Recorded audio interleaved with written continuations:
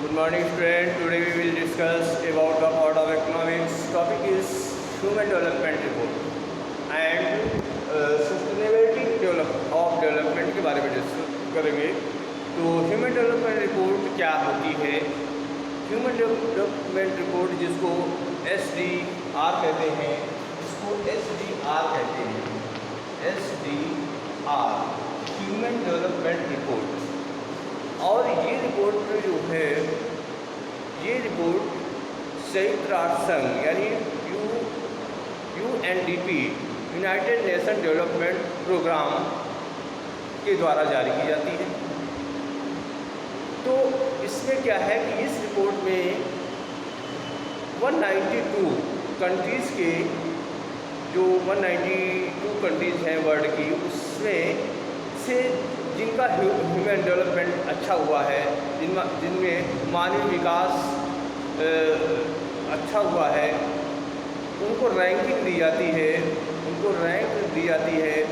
तो उस रैंक के आधार पर एक रैंक पूरे वर्ल्ड की जो कंट्री हैं, इसमें जो है 192 कंट्री जो है शामिल हैं, जिनकी एक रैंकिंग तैयार की जाती है. और UNDP यानी यूनाइटेड नेशन डेवलपमेंट प्रोग्राम के अंतर्गत तो उस रैंकिंग के आधार पे जो है अलग अलग जो कंट्रीज हैं उनको रैंक प्रदान की जाती है. तो अगर रैंक की बात करें तो सबसे जो फर्स्ट रैंक SDR में आती है वो नॉर्वे की आती है. और अगर इंडिया की बात करें तो SDR में जो इंडिया की रैंक है वो 90 जो रैंकिंग है इसकी वो 95 के लगभग है. तो इस तरह से अलग अलग कंट्रीज़ की जो है रैंकिंग डिसाइड करने के लिए UNDP प्रोग्राम के अंतर्गत जो है ह्यूमन डेवलपमेंट रिपोर्ट जारी की जाती है. तो once it is realised that year the level of the, तो इस तरह से once it is realise that even through the level of income is important at it is an indicate adequate measure of the level of development, we begin to think of other criteria. There could be a long list of such criterion, but then it would not be so useful. What we need is a small number of the most important things: health, education indicators, such as the one we used in contemporary of Kerala and Haryana. तो इसमें जो human जो SDR report बनती है उसमें जो है कौन कौन से इंडिकेटर लिए जाते हैं. उसमें हेल्थ एंड एजुकेशन,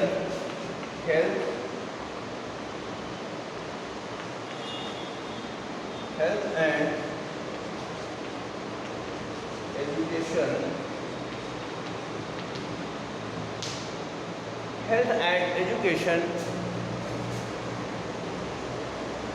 को लिया जाता है.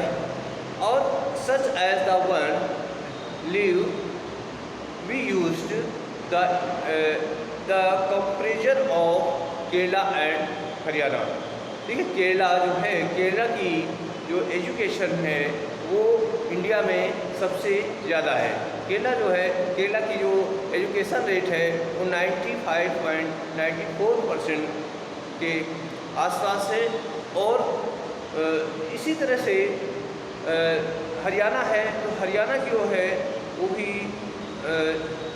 काफ़ी उसका जो SDR है वो केरला की अपेक्षा कम है. तो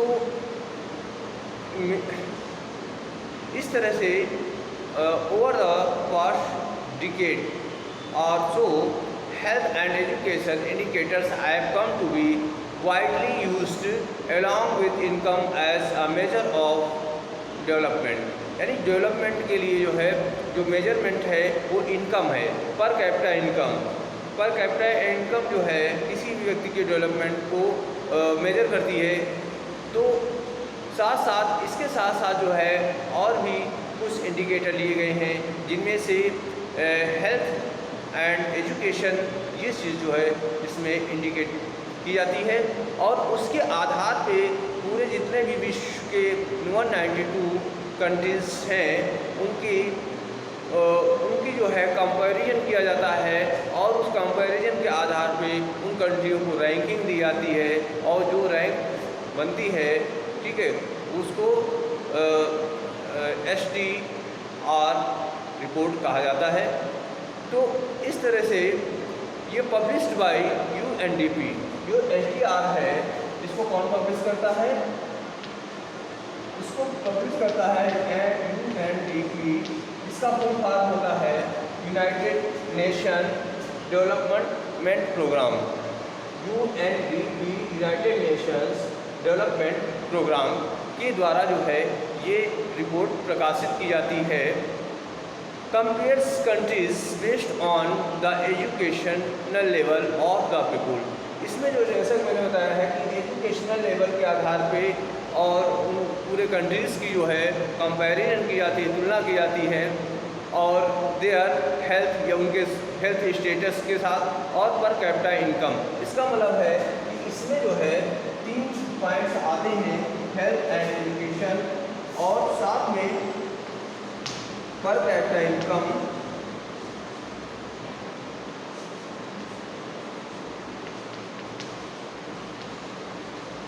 per capita income.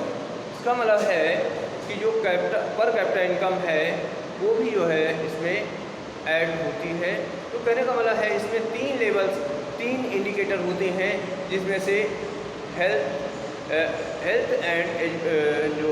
And education होता है, और साथ में पर कैपिटा इनकम, और पर कैपिटा इनकम के साथ में पर कैपिटा इनकम, और इसके बाद health and education per capita income. ये जो है इसके आधार पे जो है ये डेवलपमेंट रिपोर्ट तैयार की जाती है। तो इसमें जो है इंटरेस्टिंग टू लुक और certain relevant data recording India's and it's neighbour from human development reports. इसमें जो है यहाँ पे अलग अलग जो इंडिया, अच्छा ये जो होती हैं फिर ह्यूमन डेवलपमेंट रिपोर्ट जो होती है ये जैसे इंडिया और उसकी नाइबर कंट्री के बेस पे तैयार की जाती हैं, और ये जो है डेवलपमेंट रिपोर्ट जो होती है ये वर्ल्ड लेवल पे भी तैयार होती है। तो यहाँ पे जो है अगर बात करें तो यहाँ पे जो है वर्ल्ड लेवल पे जो इंडिया है उसकी नाइबर जो कंट्रीज़ हैं उसके आधार पे यहाँ पे रैंकिंग तैयार की गई है। तो यहाँ पे आप देख रहे हैं कि जो इंडिया की रैंक है वो कितनी है, 130 है। इंडिया की रैंक कितनी है, यहाँ पे 130 है। ये 2019 का डाटा है, उसके आधार पे इसको तैयार किया गया है। लेकिन उसी की तुलना में अगर बात करें पाकिस्तान की, तो पाकिस्तान की जो रैंकिंग है कितनी है, पाकिस्तान की रैंकिंग 150 है। तो इसका मतलब यह है कि जिसकी रैंकिंग कम है वो कंट्री उतना ही उसका जो ह्यूमन रिसोर्स है वो अच्छा है, और जिसकी जो है रैंकिंग ज़्यादा है उसका ह्यूमन रिसोर्स जो है वो क्या है, अच्छा नहीं है। तो ये सारी चीज़ें जो है इस रिपोर्ट के माध्यम से समझी जा सकती हैं। तो ये एक प्रकार की रिपोर्ट है जो कि ह्यूमन डेवलपमेंट के आधार पे जो है वर्ल्ड के 192 कंट्रीज के द्वारा जो है UNDP United Nation Development Programme के अंतर्गत इसको शुरू किया जाता है, और हर प्रतिवर्ष जो है इसको पब्लिश की जाती है। तो इस तरह से जो है ये ह्यूमन डेवलपमेंट रिपोर्ट है। आई होप आपको समझ में आ गया होगा। तो इसी के साथ में अगला जो सस्टेनेबिलिटी ऑफ डेवलपमेंट है इसको कहते हैं सतत विकास। सतत विकास क्यों होता है, सतत विकास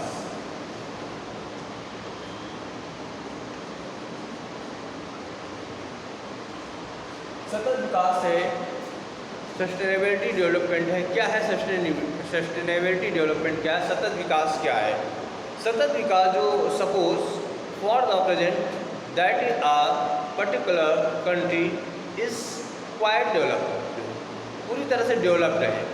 अगर मान लीजिए सपोज करिए कोई भी कंट्री है प्रेजेंट में जो है पूरी तरह से क्या है, डेवलप्ड है, और we would certainly like this level of development to go up further or at least he maintained for future generation।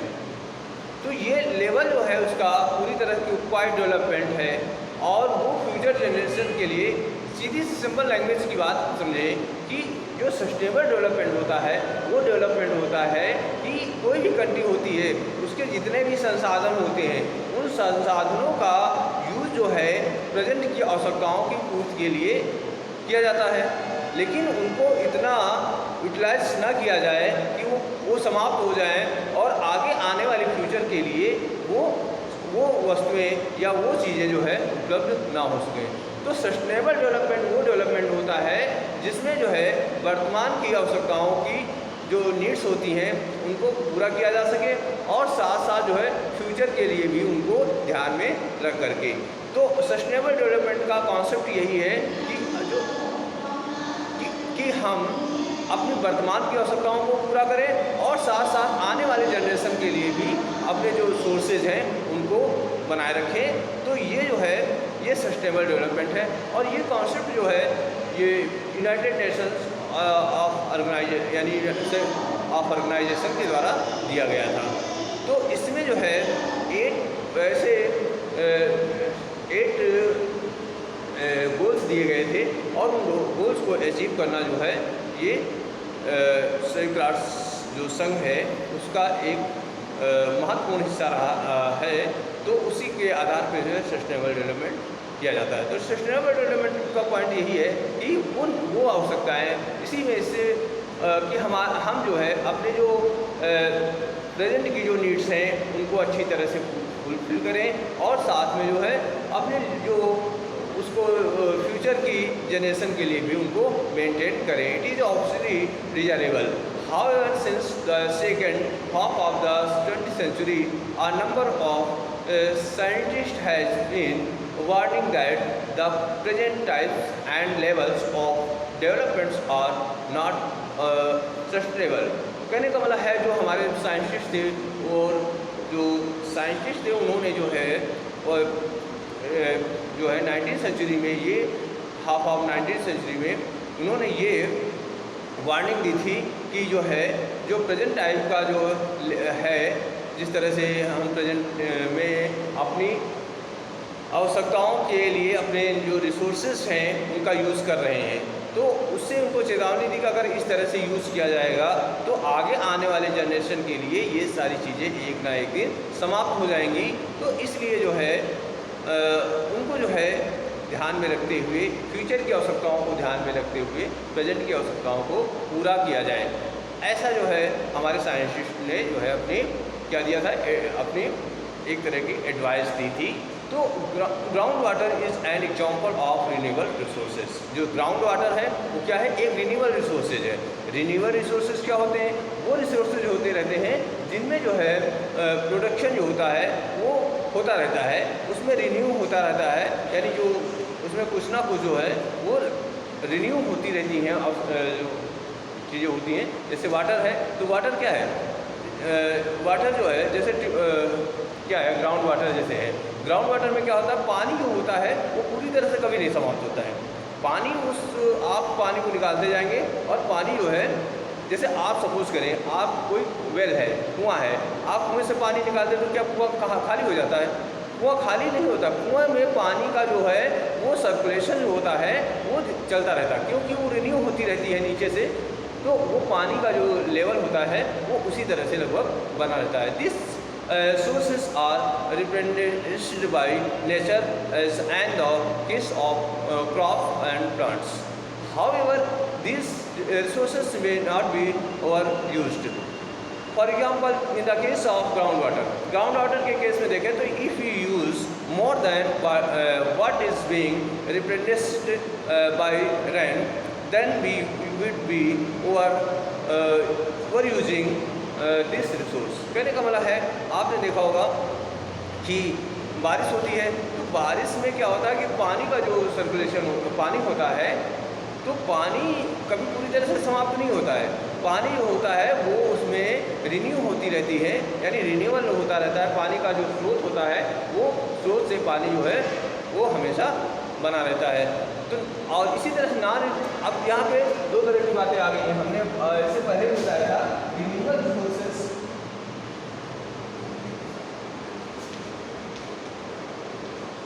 Resources और non renewable resources. Non renewable resources दो तरह के रिसोर्सेज होते हैं। इसको कहते हैं नवीकरणीय संसाधन और इसको कहते हैं अनवीकरणीय संसाधन। तो जो नॉन रिन्यूएबल रिसोर्सेज होते हैं, those which will get stable, वो जो होते हैं exhausted after years use we have a fixed source on अर्थ।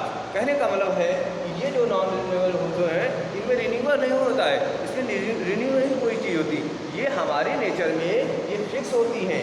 इनका हम एक लिमिट में अगर यूज़ करेंगे तब तो ये बनी रहेंगी, और नहीं एक ना एक दिन वो जो है वो गुड्स जो होती हैं वो पूरी तरह से समाप्त हो जाती हैं, क्योंकि ये नेचर में एक सीमित मात्रा में होती है। जैसे पेट्रोल हो गया, कोल हो गया, ठीक है, और गैस हो गया, पेट्रोलियम गैस है ना। तो ये गैस ऐसी चीज़ें हैं, ये हमारे नेचर में क्या है कि लिमिट में है, एक फिक्स मात्रा में है। तो जब फिक्स मात्रा में है तो उनका हमें ध्यान में रखते हुए उनका यूज़ करना चाहिए। तो इस तरह के जो है इसको नॉन रिन्यूएबल रिसोर्सेज कहते हैं, क्योंकि ये रिन्यू नहीं होती हैं। ये सोर्स जो होते हैं ये प्रकृति में एक सीमित मात्रा में उपलब्ध होते हैं, जैसे कोल पेट्रोलियम है ना, ये सारी चीज़ें हैं। तो इनका यूज़ जो है, तो आई होप जो है दोनों कॉन्सेप्ट क्लियर हो गए होंगे। रिन्यूएबल रिसोर्सेज जो होते हैं वो रिन्यू होते रहते हैं, वो कभी समाप्त नहीं होते हैं, ये असीमित होते हैं। और जो नॉन रिन्यूएबल होते हैं ये प्रकृति में जो है वो एक सीमित मात्रा में होते हैं, और ये इनका ज़्यादा से ज़्यादा यूज़ करने के पश्चात ये एक ना एक दिन जो है समाप्त होने की कगार पर भी आ सकते हैं। तो आई होप जो है ये चीज़ आप लोगों को क्लियर हो गई होगी। तो इसी के साथ में मैं बात करता हूँ आज के होमवर्क के बारे में। तो बच्चों ये आज का होमवर्क है। इसमें क्वेश्चन नंबर 1 क्या है कि what is full form of HDR. HDR का पूरा रूप क्या है? एचडीआर का फुल फॉर्म क्या होता है? Human development report. क्या होता है? ह्यूमन डेवलपमेंट रिपोर्ट, मानवीय विकास रैंक, यानी मानवीय विकास सूचकांक, ठीक है। और क्वेश्चन नंबर 2 है what is human development report. यानी मानव विकास सूचकांक क्या है, इसके बारे में आपको लिखना है।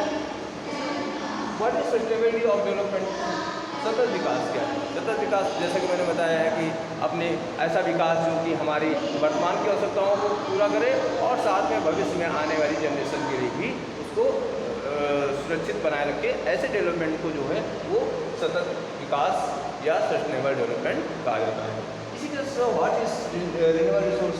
रिन्यूएबल रिसोर्स क्या है, यानी रिन्यूएबल रिसोर्स या नवीकरणीय संसाधन क्या है। नवीकरणीय संसाधन या रिन्यूएबल रिसोर्स वो रिसोर्सेज होते हैं जो प्रकृति में जो होते हैं वो अनलिमिटेड में, असीमित मात्रा में पाए जाते हैं, और जिनमें जो है जो रिसोर्स होते हैं उनमें रिप्रोडक्शन होता रहता है, रिप्रोड्यूस होती रहती हैं। तो ऐसे जो संसाधन होते हैं ये प्रकृति में अनलिमिटेड मात्रा में होने के कारण जो है इनको रिन्यूएबल रिसोर्स कहा जाता है। तो आई होप जैसे आपने ग्राउंड वाटर के बारे में मैंने बताया है कि ground water is a renewable resource, ठीक है। तो इस तरह से आप इसको इसके आंसर लिखेंगे और अपना वर्क सेंड करेंगे। तो जय हिंद, जय भारत।